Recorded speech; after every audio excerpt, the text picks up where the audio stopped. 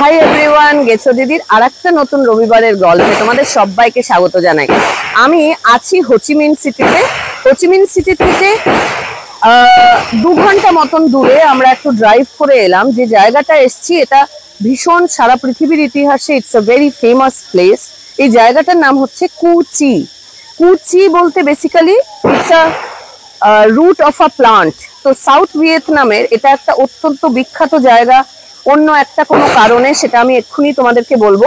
Actually যখন ভিয়েতনামের সঙ্গে সাউথ ভিয়েতনামের সঙ্গে ফরাসি এবং আমেরিকার যুদ্ধ হচ্ছিল, মূলত আমেরিকানদের সঙ্গে যুদ্ধ করার জন্যেই এই কুচির যে মানুষরা, লোকাল যারা পিপল এবং যারা ভিয়েতকং সোলজার্স, তারা এই কুচি ভিলেজে একটা ফেমাস টানেল তৈরি করে, যে টানেলটার নাম হচ্ছে কুচি টানেলস। তো কুচি কিন্তু অত্যন্ত শান্তপ্রিয়, শান্তিপ্রিয়, অত্যন্ত সুন্দর, কাম কোয়াইট একটা গ্রাম ছিল। কিন্তু সাউথ ভিয়েতনামের সঙ্গে যখন আমেরিকার যুদ্ধ হয়, তখন আমেরিকানসরা দে টার্গেটেড দিস ভিলেজ। তো আমেরিকানদের হাত থেকে মূলত বাঁচার জন্য, নিজেদেরকে বাঁচানোর জন্য এবং আমেরিকানদের সঙ্গে স্ট্রং লড়াইটা লড়ে যাওয়ার জন্যই কুচির মানুষরা মূলত এই huge tunnel, system of tunnel তৈরি করে। এবং আমি বলতে পারি হিস্ট্রি স্টুডেন্ট হিসেবে এই কুচি টানেলটা it's a classic example of guerrilla warfare. তো এই টানেলে তারা সার্ভাইভ করেছিল নিজেরা এবং আমেরিকানদের বিরুদ্ধে তারা একটা লম্বা যুদ্ধ লড়েছিল এই টানেল থেকে 1948 থেকে 1972 সাল পর্যন্ত। যতদিন না তাদের ওই নর্থ আর সাউথ ভিয়েতনামের ইউনিফিকেশনটা হয়, ওরা কিন্তু কনস্ট্যান্ট খুঁড়ে গেছে, টানেল বানিয়ে গেছে এবং টানেলের মধ্যে থেকে তারা ফাইট করেছে আমেরিকানদের বিরুদ্ধে। এবং শেষে কি হয়েছিল, দ্যাট ইজ হিস্ট্রি। সবাই জানি আমরা, নর্থ এবং সাউথ ভিয়েতনাম এক হয়ে যায় এবং ওরা যে বহু প্রতীক্ষিত, যেটা একটা ইউনিফিকেশন অফ ভিয়েতনাম চাইছিল, প্লাস একদম সম্পূর্ণভাবে ফরাসি এবং আমেরিকানদেরকে বের করে দিয়ে তারা যে in the truest sense of the term তারা স্বাধীনতা পেয়েছিল বা চেয়েছিল, তার পেছনে কুচি টানেলের একটা বিরাট বড় কন্ট্রিবিউশন আছে।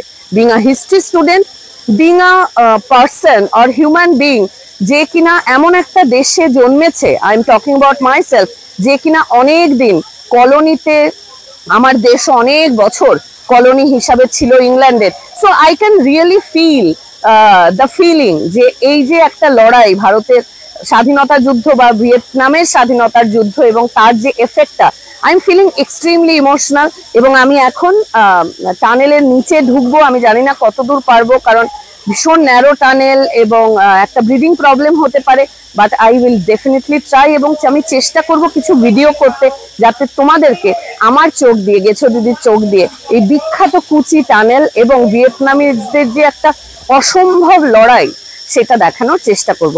আপাতত টানেলের দিকে যাব, চলে এসো।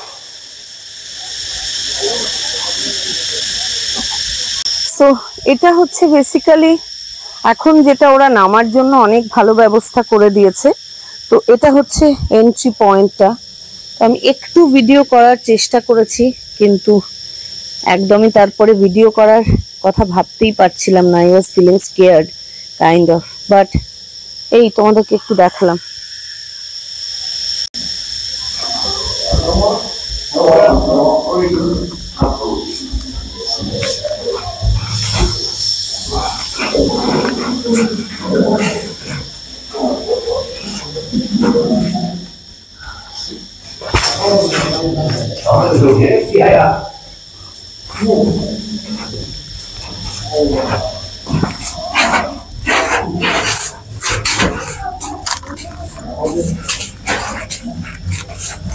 তো আমি ভেতরে গেছিলাম অনেকটা নিচে, পুরোটা এরকম ক্রল করে হাঁটতে হয়, তো হাঁটুতে লাগে, সেটা আমার অতটা সমস্যা হয়নি।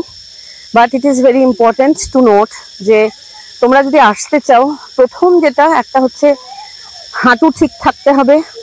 So it was okay with me, but the problem which I faced maybe, সেটা হচ্ছে অক্সিজেন সাপ্লাইটা একটা সময়, মানে অনেকটা ভেন্টিলেশন আছে, একটা সময়ের পরে হাওয়া আসতে থাকে, বাট আমি শিওর যে it was mental, there was enough oxygen there, নিঃশ্বাস নেওয়ার জন্য কোনো অসুবিধা হওয়ার কথা নয়। কিন্তু একদম ওরকম নিচু হয়ে হাঁটতে হয়, লাইক দিস, এবং সেখানে you can't see any light, এবং সেখানে মনে হয় মেন্টালি একটু ক্লস্ট্রোফোবিক লাগে। হ্যাঁ, so it was kind of difficult, but I am happy যে ভিয়েতনামিজ সোলজাররা, ভিয়েতকং সোলজাররা যে পরিমাণ কষ্ট করেছে ওটার ভেতরে থেকে। আমি জাস্ট ক্রস করব তাতেই আমি ভয় পাচ্ছি। আই ওয়াজ ফিলিং একটু claustrophobic also.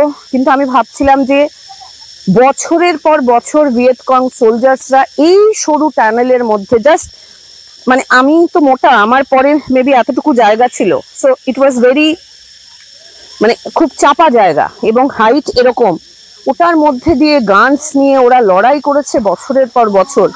Seriously কুডোজ to them, মানে ইটস আনবিলিভেবল। বাট মানে আই এম হ্যাপি যে আমি অ্যাটলিস্ট ওদের কষ্টের না হোক বা ওদের এক্সপিরিয়েন্সের কিছুটা অন্তত আমি এক্সপিরিয়েন্স করতে পারলাম। Again salute to them, seriously, মানে I am getting very very emotional. আর আমার কথা না বলাই ভালো। Anyway, you should definitely come and experience their experience of freedom struggle.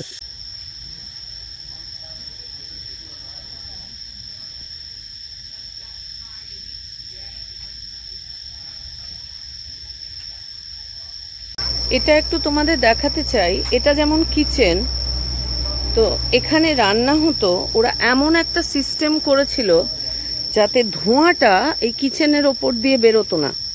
এখন যেমন দেখছো ধোঁয়া আছে কিছু,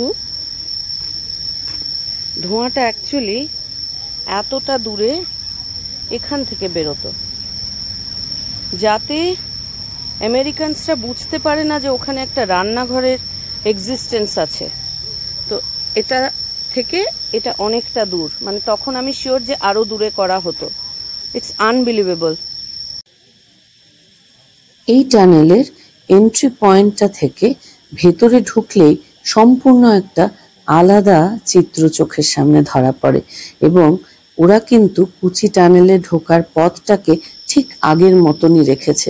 এই যে তোমরা দেখতে পাচ্ছ, প্রায় জঙ্গলের মধ্যে দিয়ে গিয়ে প্রচুর গাছ পরিবেষ্টিত হয়ে যেতে হয় এবং গাইড দাদা এখন যে জায়গাটা দেখাচ্ছে, তোমরা নিচের দিকে ভালো করে দেখো, আমি শিওর যে তোমরা কিচ্ছুই দেখতে পাবে না। অ্যাকচুয়ালি পাতা দিয়ে ঢাকা এই এন্ট্রান্স গুলোকে ক্যামোফ্লেজ এন্ট্রান্স বলে। এই যে গর্তটা আছে, এই ছোট গর্তটার মধ্যে দিয়ে তারা কিন্তু ভিয়েতকং সোলজার্সরা নিচে টানেলের ভেতরে নেমে যেতেন এবং আমাকে বারবার বলছিলেন যে আপনি কি নিচে নেমে দেখতে চান। অবভিয়াসলি আমি একটুও ফিজিক্যালি ফিট নই যে এইটুকু ছোট গর্তের মধ্যে দিয়ে আমার তো ঢোকার কোনো ক্ষমতাই ছিল না। But hats off to our guide দাদা, যে তিনি আমাদেরকে দেখালেন যে কিভাবে তারা অবলীলাক্রমে এই টানেলের ভেতরে এই ছোট্ট ছোট্ট এন্ট্রি পয়েন্ট গুলো দিয়ে, যেগুলো একদম ক্যামোফ্লেজ মিশে থাকতো, কেউ বুঝতেই পারতো না যে এখানে কোনো এন্ট্রি পয়েন্ট আছে। সেটা কিন্তু উনি এভাবে না দেখালে আমাদের পক্ষে বোঝা সম্ভব ছিল না। অ্যাকচুয়ালি ভিয়েতকং সোলজাররা আমেরিকানদের বিরুদ্ধে যুদ্ধে জেতার জন্য প্রচুর ট্র্যাপস ব্যবহার করেছিল, যেমন বুবি ট্র্যাপস, ব্যাম্বু ট্র্যাপস ইত্যাদি। এই জায়গাটা দেখো কি ফ্যাসিনেটিং।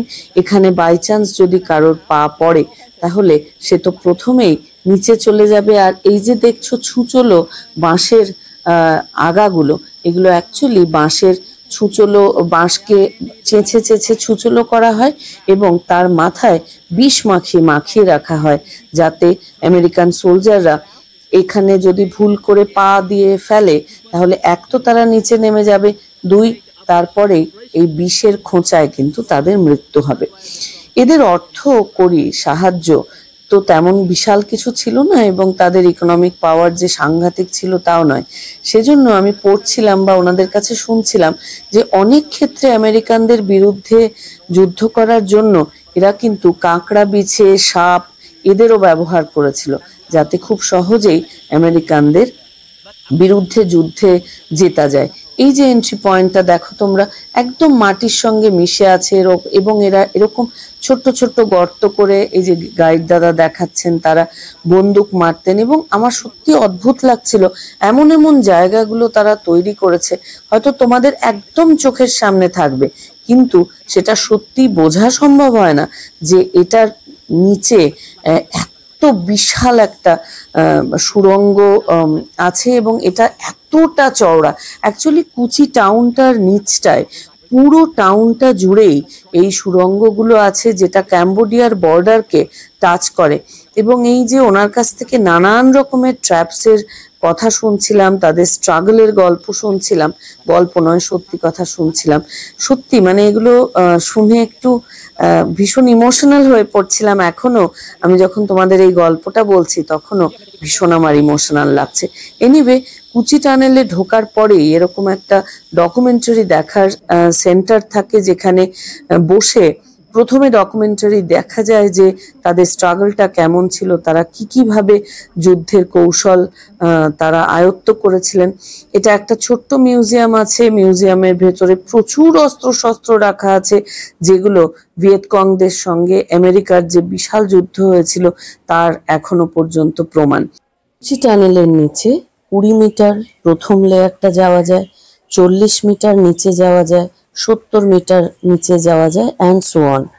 আমি তোমাদেরকে সাজেস্ট করতে পারি, if you are not sure about your physical condition, how fit you are, তোমাদের ক্লস্ট্রোফোবিয়া হওয়ার চান্স আছে কিনা বা ভয় পেয়ে যেতে পারো কিনা, এই সব কিছু বিচার করে যদি এক্সপিরিয়েন্স করতে চাও তাহলে সেফ হবে প্রথম 20 মিটার্স নামাটা।